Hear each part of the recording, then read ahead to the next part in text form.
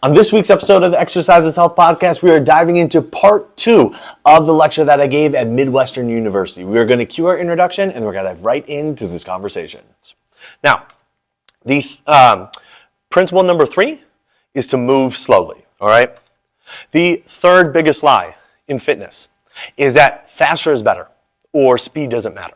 Okay, a lot of times tempo, how fast somebody's moving, are often completely disregarded, especially in the no pain, no gain world. Okay, the problem is that how fast you move while you're exercising directly impacts how much force your body has to absorb, how much challenge your body has to overcome, and how precisely you will be able to move your joints and control your body.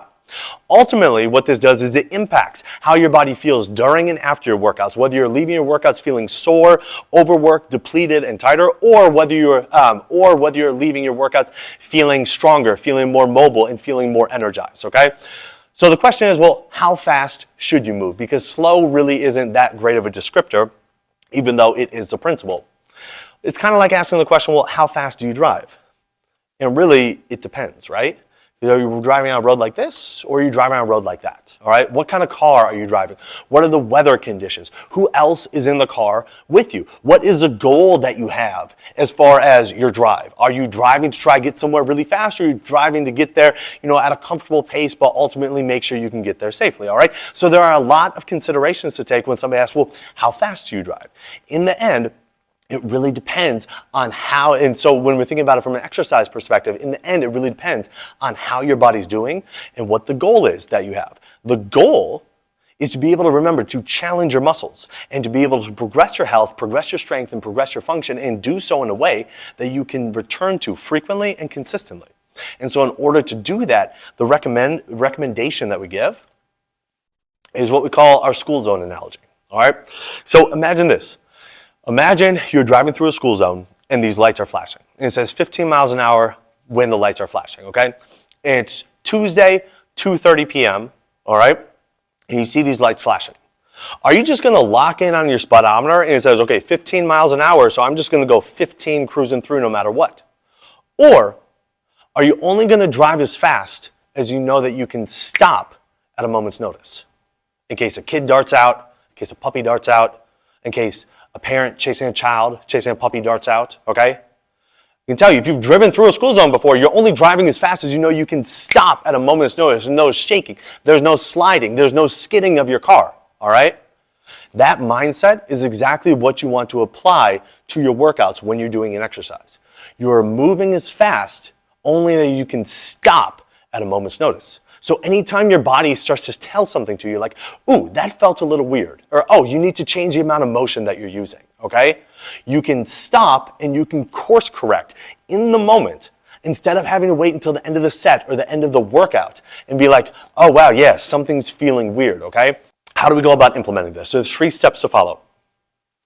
Step number 1 is don't think time or tempo, think control. Remember? Are you keeping the moving parts of your body the only parts that are moving? Are you keeping the non-moving parts of your body not moving, perfectly still, okay? Can you stop at a moment's notice? So again, if you're doing a shoulder press, all right, can you stop at a moment's notice? Are you keeping everything still that needs to be still? Are you only moving the parts of your body that you're wanting to move? And then number 3, can you keep your focus on what's going on within your body, specifically on squeezing your muscles, all right?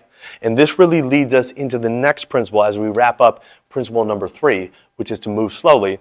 Principle number 4 is to focus on squeezing your muscles.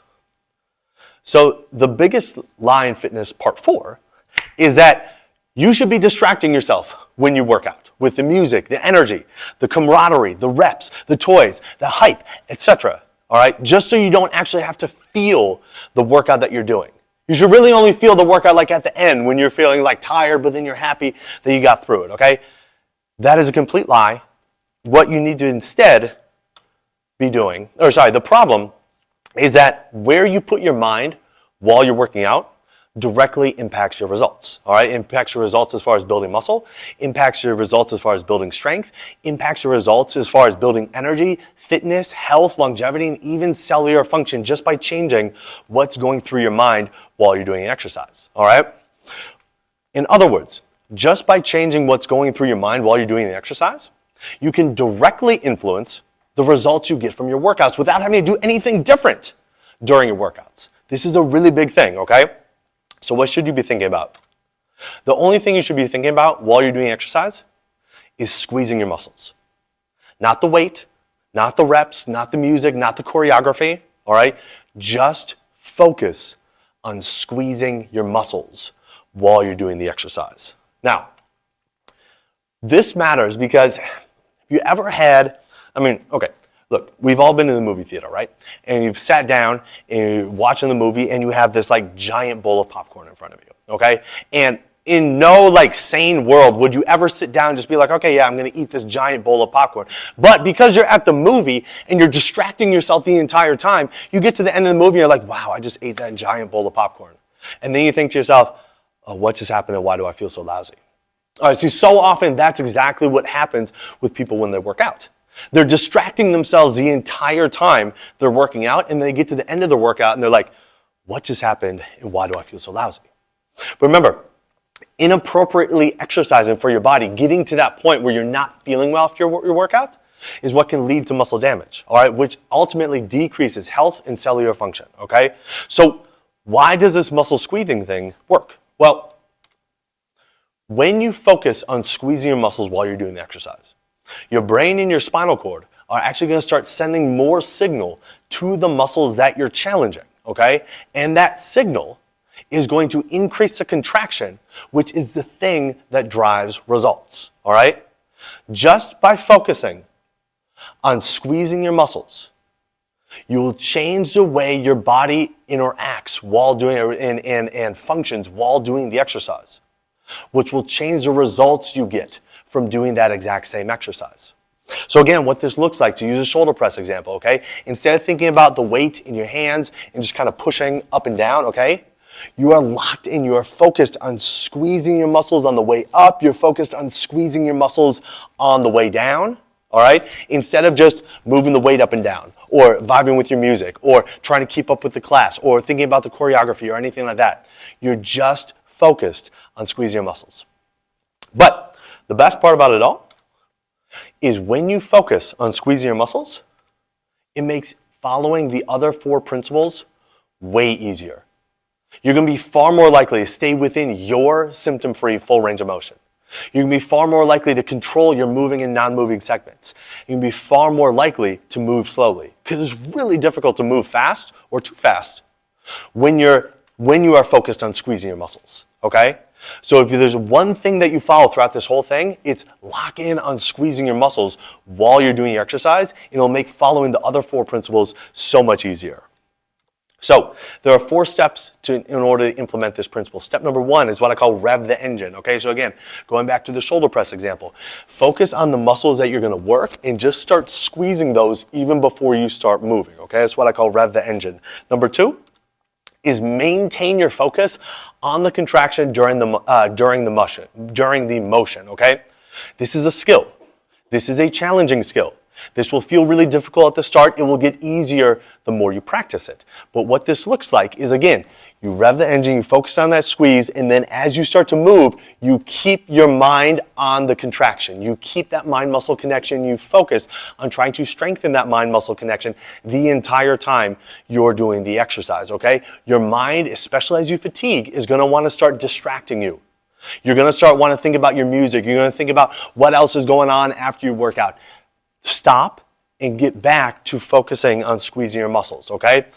Start by using less motion than you think you can do. Yes, you want to establish your symptom-free full range of motion, but start more towards the middle of that. It's going to be easier to maintain a mind-muscle connection in the middle of your symptom-free full range of motion than it is doing the whole thing. Once you can establish competency doing it in the middle, then you can start to explore going through larger and larger bouts of your symptom-free full range of motion. And then step 4 is to consistently reevaluate, where is my mind? All right? Where is my mind? Where is my mind? Where is my mind? While you're doing it. Are you focused on just trying to get that last rep up? Or are you focused on squeezing your muscles? Because at the end, it really doesn't matter whether the weight goes up and down or not. What matters is that you challenge your muscles. And that really comes back full circle to our definition of exercise. So, the 4 exercise for life principles. Principle number 1, use your symptom-free full range of motion. Principle number 2, control your moving and non-moving segments. Principle number 3 is to move slowly. And principle number 4 is to focus on squeezing your muscles.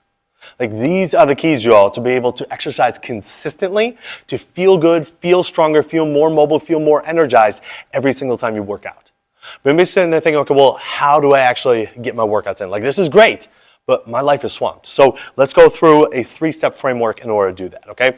A simple 3-step system that you can implement to help implement immediately to help you build the habit of exercising consistently and in a way that will be sustainable for your body for decades to come.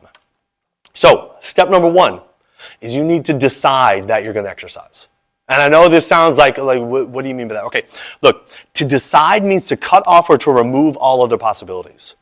So once you make the decision that you're going to exercise, you remove the possibility that you're not going to exercise, which means then the only thing left for you to do is actually go and exercise. Okay, so it really starts with that. That's step 1. It's not about like choosing if you're going to work out that day or, see what kind of like options fall into your schedule or whatever. You have to start by just making the decision. Hey, I'm going to exercise. I'm going to exercise today. I'm going to exercise tomorrow. I'm going to exercise every single day. And once you make that decision, now the possibility of not doing that goes out the window. So that really is step 1, okay?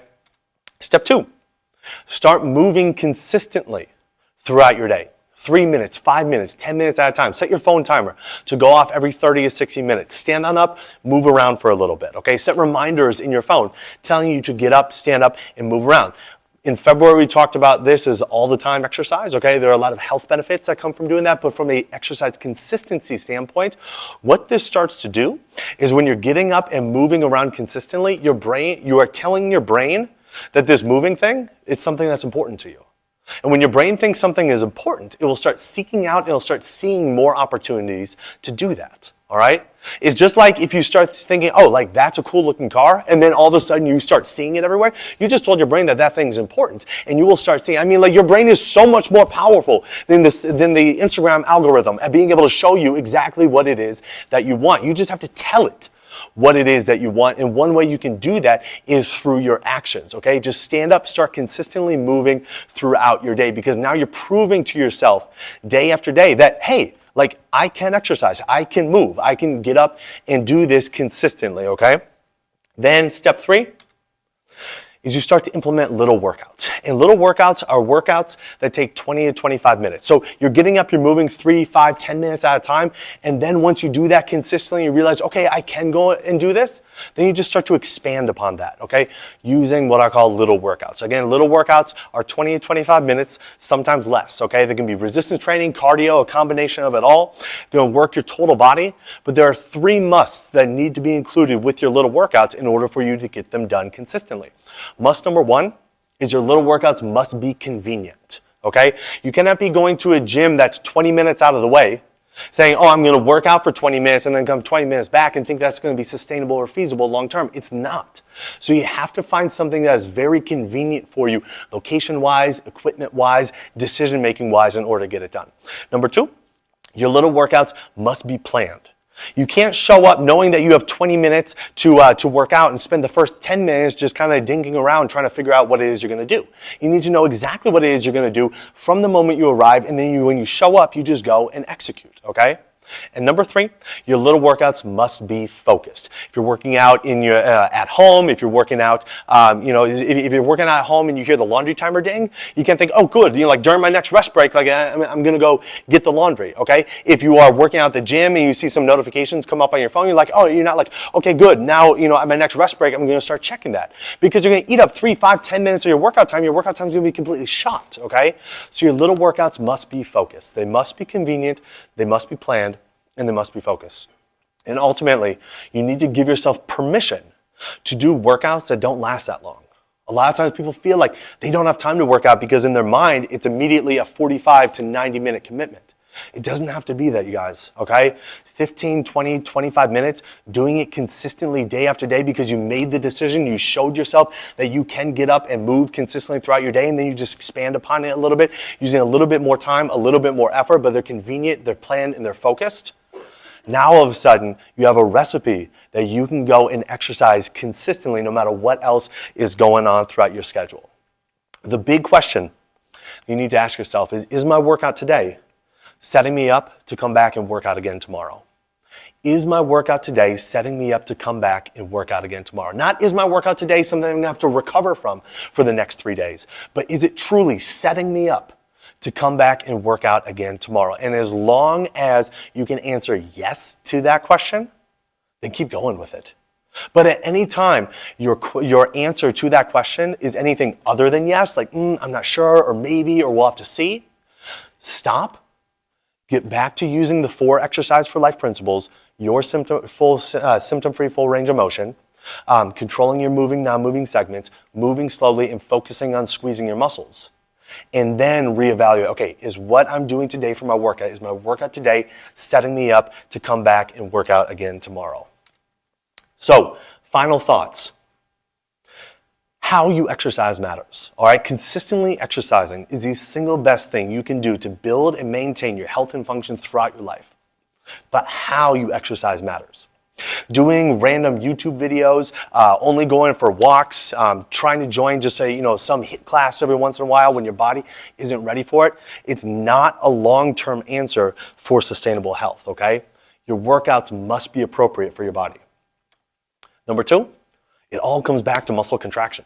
Every single health benefit that you can get from exercise, brain health, heart health, increasing bone density, reducing inflammation, promoting longevity, rewarding off chronic disease, it all comes back to muscle contraction. And again, in my book, that's what I lay out step by step, all the mechanisms of exactly how that happens.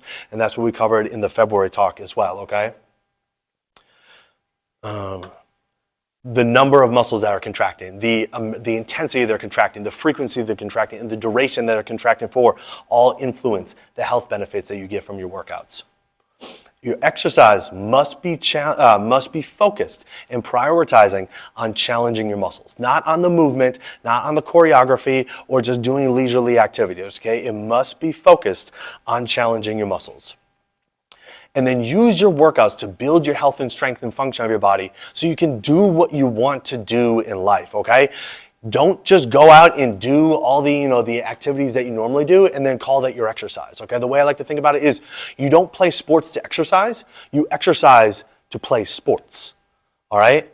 Look, I work with a lot of basketball players, and basketball is only part of what they do in order to actually be able to play basketball. If they want to have any longevity with playing basketball, they got to do a lot more outside of playing basketball in order to keep doing that thing, okay? And so many people who are not at their physiological level think that, I can just step into doing the basketball thing and that's going to be enough to keep me playing basketball. No. If you're going to play sports, that's fine, but you have to exercise in order to play sports. Don't play sports and then call that, okay, that's my exercise, all right? And then ultimately exercise in a way that sets you up to work out again tomorrow, all right? Today's workout needs to set you up to come back and do it again the next day, and the next day, and the day after that. This is how you consistently get the health benefits of exercise and are able to maintain the health benefits for decades to come. So I want to answer any questions that you have. I'm going to put up like a big recap slide for everything. You can take a picture of that if you want, and then I'll show the QR code again, okay? So, what questions y'all have? Thoughts, comments? Yeah. All right, so it's really hard to change the mind of somebody who just adamantly doesn't want to do something, okay? But what a lot of the reasons why a lot of times that people don't want to do it are because of how exercise makes them feel, or because they don't have time. Maybe they don't know what to do, okay? They feel embarrassed while doing it. So I think as a provider, it's super important to be able to take the time to say, if you were to hand them this book and be like, here, read why exercise is important to you. They're going to be like, yeah, where's the trash, okay? That's not happening, right? So you need to figure out, one, what's actually important to them, and also understand, within their life, okay? Does it matter if they are able to play with their kids? Does it matter if they're around for their grandkids' wedding? What actually matters to them? And then be able to understand, what their biggest roadblocks are. Is it, they don't they don't have accountability. They don't feel comfortable exercising on their own. They don't feel comfortable exercising in a group. And so for you as a provider, what I would recommend is the more exercise options you can expose yourself to, the more you will be able to kind of reverse engineer that and be like, oh, okay, so like you don't want to work out in a group because you're concerned about like, you know, everybody's eyes on you and you don't like that social, but you also don't want to go work out on your own because you feel like you don't know what you're doing. Okay, cool. So like, you know, here you can go and, you know, go to a small studio and hire a trainer. If they're like, okay, well, that's too expensive. Okay, cool. Here are some videos that you can do like on your own at home where there's still somebody guiding you, and then, you know, you're able to get that in. So just understanding like, it comes through having a bunch of conversations with a bunch of different people, but just understanding the different, like what I'm called like objections that people would have to exercising, and exposing yourself enough to different ways of exercising that you can be like, okay, well, this could be an option, and this could be an option, and this could be an option, and then just kind of guiding them all along the way and say, hey, look, while you're doing it, just making sure that the whole point is like you're trying to get stronger, you're trying to get healthier. You're not just trying to do it, you're not just trying to check it off for the list, you know, but really making sure you're doing it in a way that like feels good for your body. And I think like if you can support people in that way, they're going to be much more receptive to at least starting to exercise.